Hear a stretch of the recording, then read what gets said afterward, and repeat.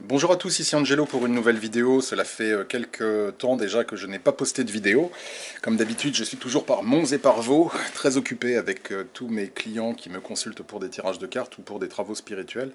Mais j'ai quand même réussi aujourd'hui à trouver un petit peu de temps et je me suis dit que j'allais poster une nouvelle vidéo sur les cartes à jouer qui, comme vous le savez, sont vraiment l'outil divinatoire que je préfère, qui sont extrêmement précises, pointues, euh, efficace, quelle que soit la question posée, quel que soit le domaine investigué.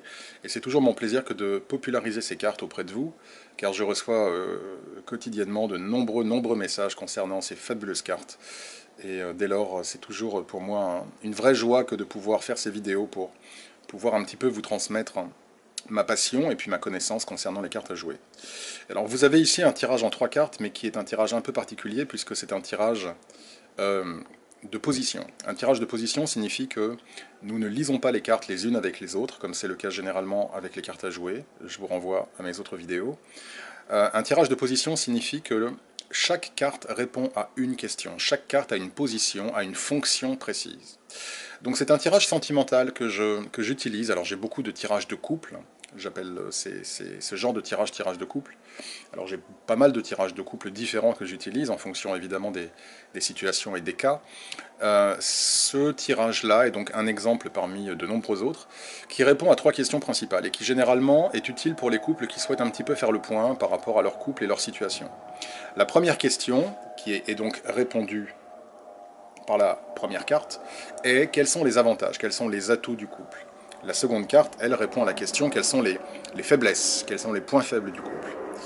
Et la troisième carte répond à la question quels conseils donnez-vous au couple pour qu'il puisse s'épanouir.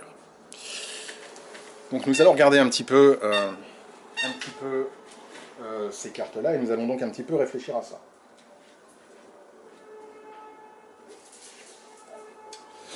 La première carte, donc le 4 de trèfle, est assez intéressante parce qu'elle répond à la question euh, quels sont les avantages du couple, quels sont les points forts du couple, quels sont les atouts de ce couple. Tous les chiffres 4 représentent ce qui est solide, ce qui est concret, ce qui est stable. La suite à trèfle peut soit représenter le domaine professionnel, soit les contacts sociaux, mais ici c'est peu probable, soit de manière plus générale, la suite à trèfle représente tous les projets, toutes les entreprises. Donc le fait que nous ayons ici le 4 de trèfle, en réponse à la question quels sont les atouts, quels sont les points forts de ce couple, nous savons que ce couple a la possibilité et a l'avantage de pouvoir avoir des plans, des projets et les mettre en œuvre.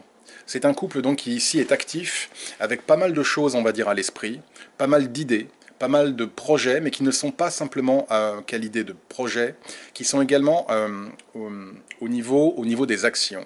Donc c'est un couple qui va de l'avant, qui pose les bases de ce qui est nécessaire pour le couple pour avancer. Ça peut être des projets, n'importe quel type de projet, d'entreprise. Ça peut être monter un business, ça peut être déménager, changer de pays, ça peut être créer des choses ensemble. Et le chiffre 4 représente une double interaction, et dès lors nous avons vraiment l'idée d'un couple qui a l'avantage ici d'avancer main dans la main avec des objectifs forts. Et qui est capable en tout cas de travailler de concert pour réaliser en tout cas les objectifs qui sont les leurs. Donc c'est évidemment une qualité lorsque l'on est dans un couple que de pouvoir se projeter dans le futur, que d'avoir des idées, que d'avoir des entreprises, et que de pouvoir manifester cette énergie pour atteindre en tant que couple ses objectifs. Donc c'est une carte évidemment qui est très bonne et qui également à un niveau autre indique une bonne communication, car le 4 de trèfle également se réfère à toute forme de communication, message téléphonique, discussion, email. Donc ici nous avons un couple qui a la capacité de communiquer et qui a la capacité de bâtir en tout cas les fondations de toute forme d'entreprise nécessaire pour rendre ce couple harmonieux.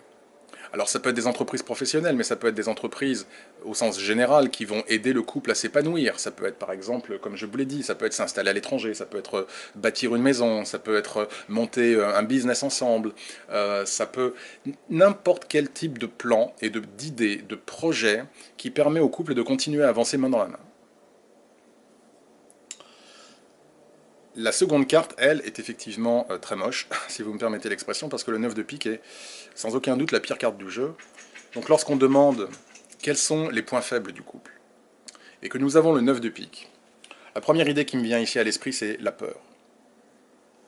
Le 9 de pique représente énormément de choses, tout comme toutes les autres cartes, d'accord? Chaque carte ne peut être lue et comprise que d'une seule manière. Chaque carte a des niveaux différents de lecture, mais ce qui m'a heurté avec, ce qui m'a vraiment frappé de plein fouet avec ce 9 de pique, vraiment l'idée première qui m'est venue à l'esprit ici, c'est l'idée de peur.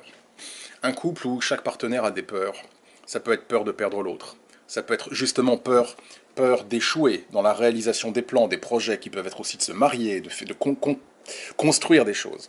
C'est un couple qui doit mettre de côté ses peurs, qui doit mettre de côté, on va dire, toute la partie de doute, de manque de confiance, que les partenaires peuvent éprouver, alors soit l'un envers l'autre, soit envers tout simplement l'amour. Car nous le savons, lorsque les relations sont très passionnelles, en tout cas lorsqu'elles sont sérieuses, très souvent, au bout d'un moment, il y a des peurs qui surgissent. Est-ce que c'est vraiment vrai? Est-ce que cela va durer? Est-ce que je ne me trompe pas? Est-ce que je ne vais pas être déçu? Est-ce que j'avance sur le bon chemin? Est-ce que, etc., etc. Donc le 9 de pique représente toute cette zone d'angoisse, toute cette zone de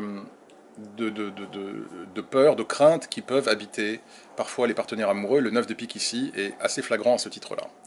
Une autre manière de considérer également le 9 de pique est que ce couple doit accepter les challenges, doit accepter que les choses n'avancent pas nécessairement comme ils le souhaitent, et ils doivent demeurer solides, ils doivent demeurer justement en confiance. Le 9 de pique représente les choses qui, malheureusement, ne répondent pas aux accomplissements personnels. Donc c'est-à-dire aux choses que l'on souhaite mais qui n'arrivent pas. Et à partir de là, nous avons donc l'idée d'un couple qui doit davantage gérer les obstacles et les problèmes qui se présentent devant eux. C'est une carte assez... le 9 de pique est une carte assez néfaste. Assez néfaste. Mais à ce titre-là, il n'est pas surprenant, il ne serait pas surprenant pour moi, de toute façon j'ai eu confirmation, que ce couple traverse des périodes difficiles, alors pas forcément nécessairement l'un envers l'autre, ça peut être des épreuves de la vie qui frappent l'un et ou l'autre, mais qui d'une manière ou d'une autre affectent le couple dans son ensemble, et ce couple-là doit apprendre à gérer ces difficultés. Et nous avons ici une confirmation avec la troisième carte, qui est le 8 de cœur. Le 8 de cœur est le conseil. Quel conseil donnez-vous à ce couple? Le 8 de cœur représente l'union, mais représente également la confiance. Tous les 8 représentent la réciprocation. Si vous regardez le chiffre 8, vous voyez que c'est exactement la même forme qui est collée l'une sur l'autre, d'où l'idée de symétrie, d'où l'idée de réciprocation. Donc nous avons ici l'idée du couple qui doit demeurer confiant, qui doit conserver une confiance réciproque, une croyance réciproque, une loyauté réciproque. Et cela va complètement de pair avec cette carte qui représentait à la fois les peurs, mais également les challenges qui viennent et qui doivent être mieux appréhendés. Le couple doit savoir qu'il est solide, que la fondation de ce couple est certaine et sûre. Avec le 8 de cœur, c'est une des meilleures cartes amoureuses du jeu. Le 8 de cœur montre un couple loyalement, sincèrement uni par des sentiments honnêtes, profonds et amoureux. Et un couple qui a la capacité d'aller de l'avant, de faire bouger les choses. Ce qui n'est pas surprenant avec le 4 de trèfle, puisque ce couple-là déjà a la possibilité de bâtir et de créer des choses. Mais au regard des difficultés, des peurs que chacun des partenaires peut éprouver, ou au travers des différents challenges que la vie leur envoie, ce couple doit se rappeler qu'ils sont solides, qu'il y a un véritable amour entre eux, et qu'ils sont connectés. Tout comme les deux parties du chiffre 8 forment le chiffre 8, ce couple doit comprendre qu'il est connecté, et que leur amour est sincère, réciproque, véritable. Donc c'est un tirage assez intéressant ici, avec de bien beaux atouts pour ce couple. Le 9 de pique est très souvent également lié aux problèmes, on va dire aux inquiétudes mentales, à la façon dont on appréhende les choses, ou aux peurs enfouies que l'on a en soi, aux doutes, à notre part d'ombre. Si ce couple peut mettre de côté ses peurs, cette part d'ombre, et simplement embrasser la relation amoureuse, en toute confiance et dans le lâcher-prise, ce couple fera des merveilles. Et ce couple pourra aller très très loin. Donc voilà, j'ai partagé avec vous ce petit tirage. Un tirage que j'aime vraiment faire, une fois de plus, lorsque les couples souhaitent avoir, on va dire, un petit check-up, un petit bilan pour savoir quels sont les domaines à améliorer, quels sont les atouts de leur union, quels sont les domaines à améliorer, les faiblesses et sur quoi ils doivent s'appuyer pour réussir. Ce tirage est parfait. Donc c'est un tirage évidemment que je fais pour pas mal de mes clients, hein. Il suffit tout simplement de commander un tirage amoureux et de demander le tirage de couple que je viens de présenter. Mais j'en ai beaucoup d'autres. Dans tous les cas de figure, j'ai été vraiment ravi de pouvoir partager ce tirage avec vous. C'est un tirage qui ne m'a jamais déçu. Un tirage qui s'est toujours montré extrêmement pointu et efficace pour déceler le bon, le moins bon et pour donner d'excellents conseils. Donc je vous souhaite en tout cas à tous une excellente journée, une excellente soirée. Je vous remercie beaucoup pour avoir pris le temps de regarder cette vidéo. Je demeure évidemment à tous à votre disposition si vous avez des questions ou si vous-même vous rencontrez des difficultés et que vous souhaitez avoir un tirage, quel que soit le domaine. N'hésitez pas évidemment à me contacter au travers du lien qui se trouve sous la vidéo. Je vous souhaite une fois de plus une très bonne journée, une très bonne soirée et je vous dis à très bientôt. Au revoir.